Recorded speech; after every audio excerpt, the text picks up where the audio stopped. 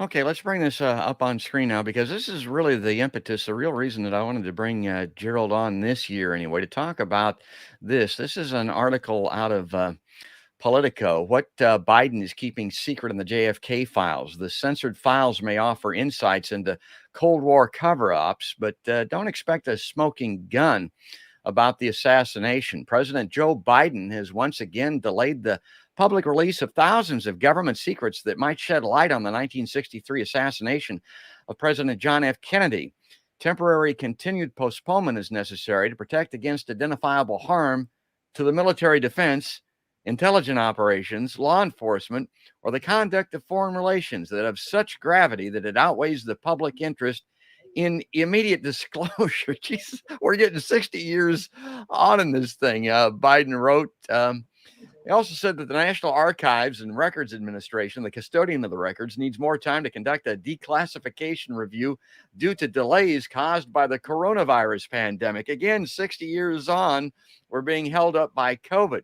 Now, here's the thing that I found interesting, Gerald, and I wanted you to comment on this.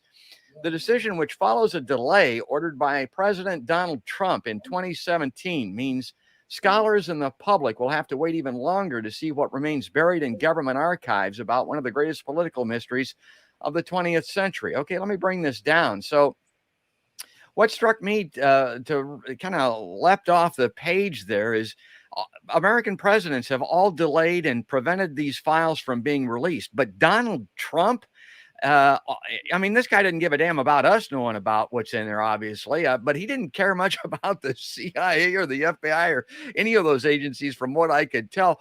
As an example, why would Biden and Trump be withholding these records?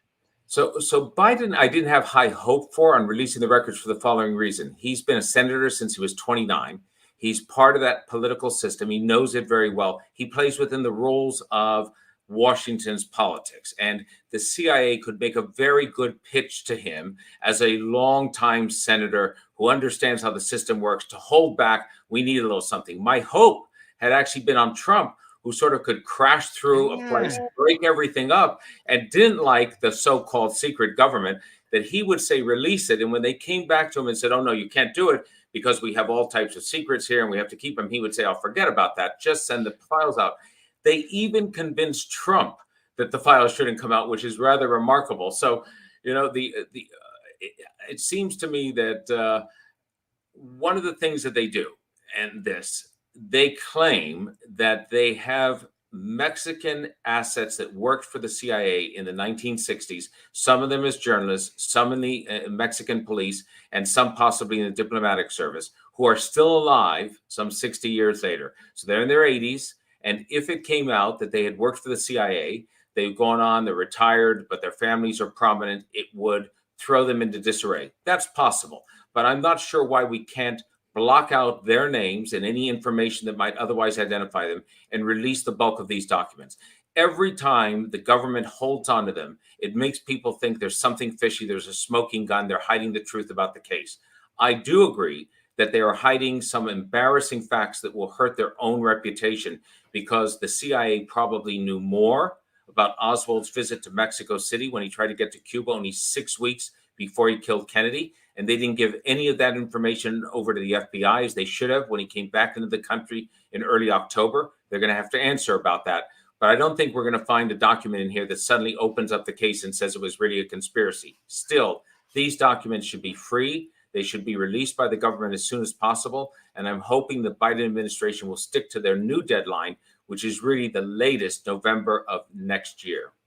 How much or what percentage of it would you say is what I call CYA, cover your ass type stuff? Really, the FBI, the CIA, all law enforcement intelligence agencies falling down on the job, basically, when it came to that 1963 assassination. I'm struck by the fact that Hosty, the FBI agent that was supposed to be following Oswald, I think his first reaction was to burn his notes or throw him down a toilet or something like that, destroy him. And Oswald was in this perch in the building that the motorcade route was on. I mean, these guys really screwed this up royal. Do you think they're wanting to conceal some of that? Is that a part of this? No question, George. As a matter of fact, I always say that I found when I did Case Closed, there is a conspiracy in the assassination afterwards. The Warren Commission gets lied to by the CIA, who's hiding the fact that they're trying to kill Castro together with the mafia. The FBI is running for cover because they don't want to have too close an association with Oswald, so someone could point a finger at them and say, you guys should have known he was about to kill the president. So both of them covered their own bureaucratic behinds then, and they're still doing it now. Basically, the CIA, all these years later, says, oh, by the way, we don't have an audio recording of Oswald in the Soviet or the Cuban missions. We don't have videotapes of him. The cameras weren't working that day. I don't believe it. I think when the files are out, we're going to find out they knew more than they gave onto. They realized he was reckless. The Soviets now have released files that indicate Oswald took his pistol out, which he had bought, and slammed it on the table at the Soviet mission, that he might have made threats at the Cuban mission. When Oswald came back into the U.S., the CIA is supposed to then turn it over to the domestic law enforcement agency, the FBI. They didn't do that, and the question is why.